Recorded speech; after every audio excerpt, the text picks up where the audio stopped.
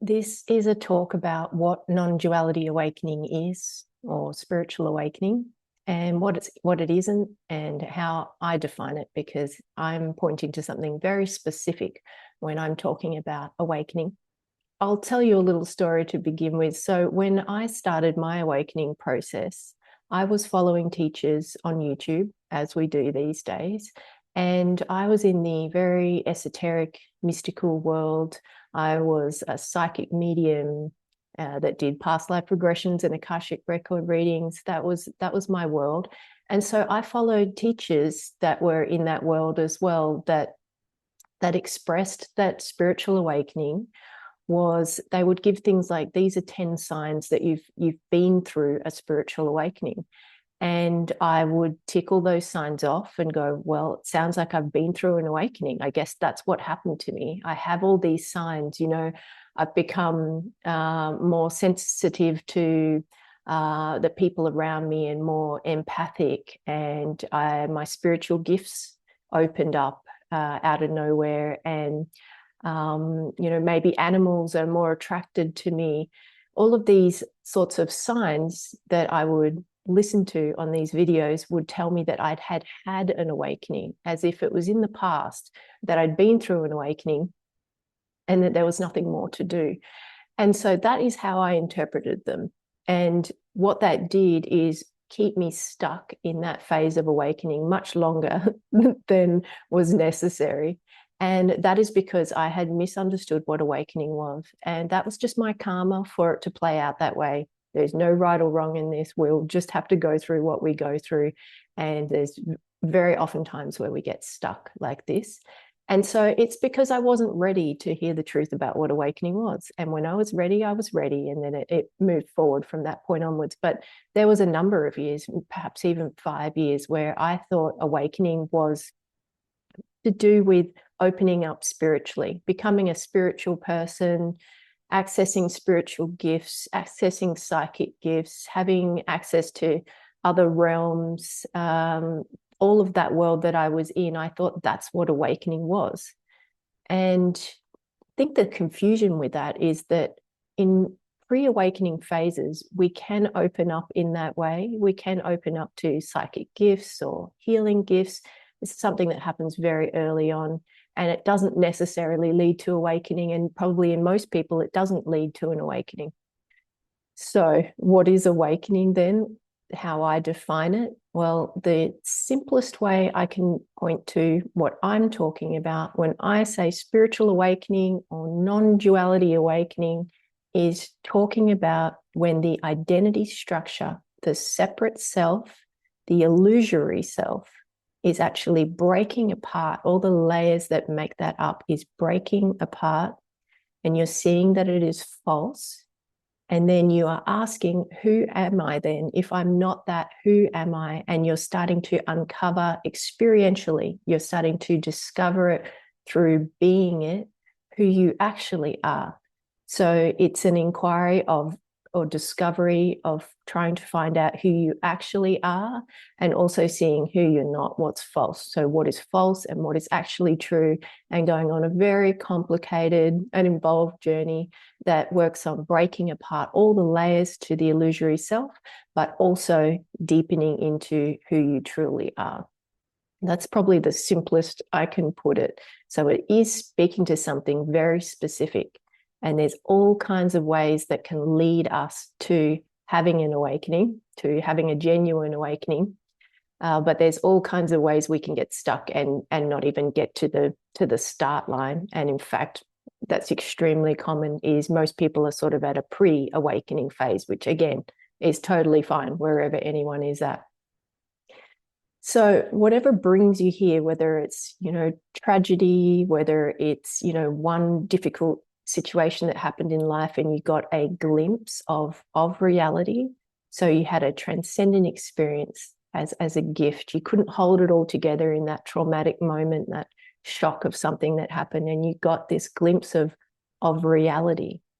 So we could say you had a transcendent experience. You transcended the personal story for a moment or a day or a week, and you saw what is true. You glimpsed beyond the veil of separation and saw the truth of reality. So we could say that is an indication of certainly getting a step closer towards awakening.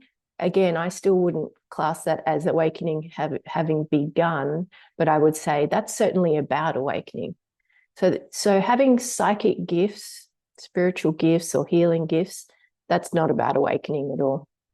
That can be a byproduct of the awakening process, but it's not about awakening. Having a glimpse of reality, a transcendent glimpse, now that is about awakening. It doesn't imply that the awakening process has actually started, because that's to do with identity breaking. But it does indicate that it's likely to start, or there's a possibility for it to move in that direction if some seeking is done and that person starts to question who they are. Then it is very likely that it could unfold that way. But again, just to have glimpses of reality doesn't necessarily mean it will lead to awakening either. This is where it kind of gets complicated. So if you're having transcendent glimpses, whether you've had one, whether you're having lots of them, whether you can access them in meditative states or through self-inquiry or other spiritual practices, I would say, generally speaking, that's the transcendent, what I call the transcendent phase of awakening, because you are transcending the personal story, whether you're doing it spontaneously, it's just happening, or whether you're doing practices to bring that on. It's a transcendent state where you're truly seeing reality. It really is reality, but it's still a pre-awakening stage in my opinion, anyway.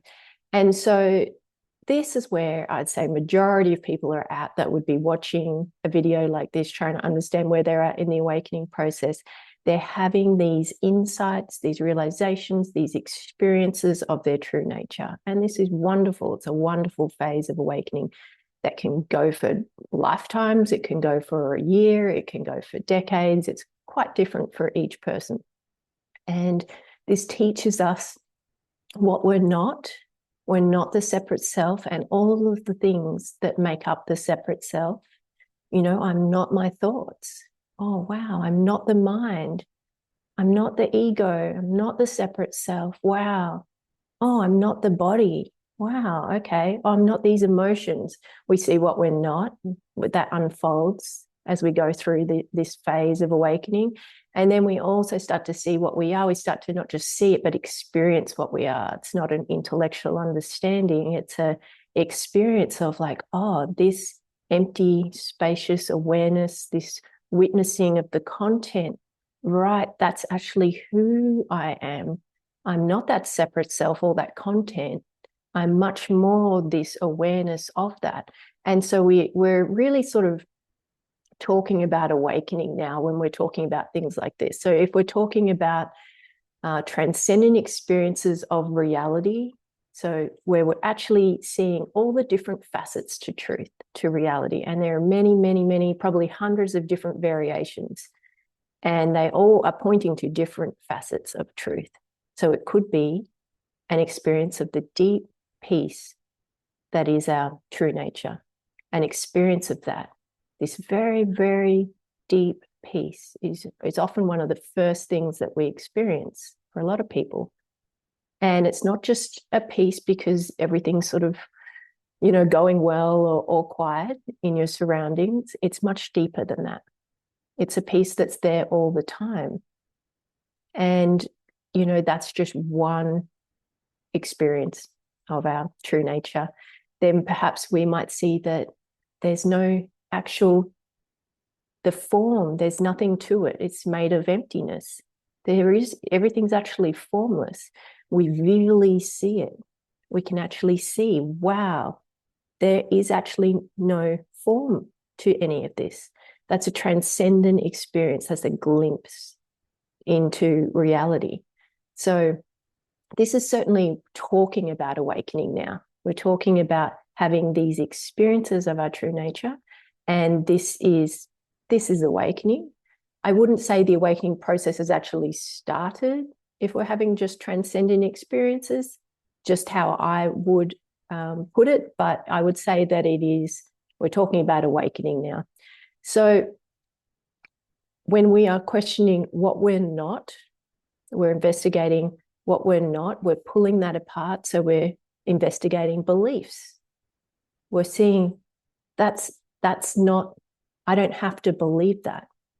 I was taught to believe that. That was conditioning. We're pulling it apart. We're seeing what we're not, that we don't have to believe that. When we pull apart conditioning, we see what we're not, we do neti practices, and we see, wow, I'm actually not this body. All of those things in the transcendent phase, we go through this, we go through a lot happens in this phase. But we're not really breaking any identity. What we're doing is transcending it so that we can see what is true, we can see reality. And that's a wonderful stage that we have to go through to begin this process. Otherwise, we wouldn't really understand what it's all about and where it's heading. And so the identity structure is pretty much still intact during this phase of awakening. Perhaps it's been rattled a little bit. It's pretty hard to say, but overall, in the transcendent phase, we are transcending the identity structure. So it's not, although we're questioning it, we're seeing we're not it, we certainly are seeing that, we're not actually breaking it apart. Now, that's a whole different phase of awakening. And this is the next phase of awakening that for people that just intuit that there's something more than just transcending, or they're just dragged like I was into the next phase, then you enter a different phase, which is quite different, which I call the embodiment phase of awakening. Now, this is the way forward if you're wanting permanent awakening. So transcendent phase, for some people, is enough, and that's okay. They may think they're awake. Many teachers out there are in the transcendent phase of awakening and stalled out at this point and are able to really deeply understand reality and teach about it, really, and access very deep transcendent states of reality. And that's as far as they wanted to go in the journey, whether they realize that or not. And so they start teaching and create a spiritual teacher identity and stall out on their own path. And that's fine. Again, wherever anyone's at is none of my business. For other people, they feel like there's something more, there's something not right. They can intuit, if I have it and then I lose it again, I feel awake and then I don't feel awake, perhaps it means it's not permanent. If I can get it and lose it, perhaps it means it's not permanent. And for people that start to question that, and they're the sincere seekers, then they will cross the threshold out of the transcendent phase because they're looking for something more real, more authentic, something deeper, and then go into what I call the embodiment phase. Now, in the embodiment phase, it's about that identity structure that is still pretty fixed and that we've been transcending to see reality, which was pretty enjoyable a lot of the time. There might have been some hard work and challenges during that phase. No doubt it's not all bliss, but in the next phase, it's about deconstructing that identity. Now, when we transition from that first phase of awakening, the transcendent phase, into the embodiment phase, that's what I call the official start line of awakening. Yes, all the transcending was about awakening. It certainly was. That was about awakening. But it's still, as far as I'm concerned, not quite awakening. It hasn't quite begun because the identity structure hasn't fallen apart. This is just how I express it. Take it or leave it. So when we transition from the transcendent phase and then we go into this deeper embodiment phase where the identity structure is going to deconstruct, it's a lot harder. And often, typically, there is a shift that happens as the transition goes from one to the other that is very striking and quite shocking for a lot of people. Some people call that the ego death. Many people confuse that shift with being permanently awake because it is a very big shift and it's striking. And feels dramatic and feels very important. And it is. You're going from one phase to the start of awakening. You really are. That's the start. I sometimes call this the first identity shift. But what it is that the identity structure now has a crack in it. And so the way we experience that will be different for each person. Many people report what a sense of an ego death is what they would say. And what they're realizing is that I'm not the ego. I'm not the separate self. I've seen that deeply. It can have a very mystical, deep spiritual experience that can be quite traumatic even, where you see, I'm not the separate self. I'm not the mind. I'm not the thinking. I'm not ego. And in that shift, if it goes deep enough, a crack in the identity structure happens. And for some people, it's just the tiniest of little cracks. And for some people, a big chunk of the identity falls off here and the bigger the part that falls off, the more your life will change and the faster awakening will go from this point onwards. But regardless of how small or how large the crack was, this is a permanent shift. You can't go back from this point. And it's not permanent in the way that awakening is permanent. It's certainly not. This is the beginning. This is the official start line, in my opinion, of awakening, where now the identity structure is going to fall apart. And the rate in which that happens is very different from person to person. For some people, this can still take decades as they very slowly deconstruct the identity and remember themselves. And that's right for them and for their karma, and that's totally fine. For other people, they're just going to fall apart very, very quickly at this point, and within a couple of years be permanently awake. If you are wondering how to become permanently awake, what is the pathway to permanent awakening? If this is an important question for you, if you are tired of having glimpses and losing it again, going in and out of feeling awake, then the pathway forward is through the embodiment phase of awakening. And a lot of what I talk about on my channel and on the membership channel particularly are techniques and the challenges to do with the embodiment phase. I sometimes call myself an embodiment teacher because there's many, many teachers, majority of teachers out there talking about the transcendent phase, transcendent teachers talking from the transcendent phase and talking about how to have transcendent experiences, which is great for if that's what you're looking for. But if you're wanting to go deeper and you've got a true calling for awakening to be permanent, to let go of all of it, then my teachings are likely to resonate with you. And that is because they are about how to deconstruct the identity and how to deepen into the realization experientially of who you are, which will eventually lead to these permanent shifts that happen where you wake up on the level of mind, the level of heart, the level of gut, and then you have this final shift, which is the end of the self-reflective function.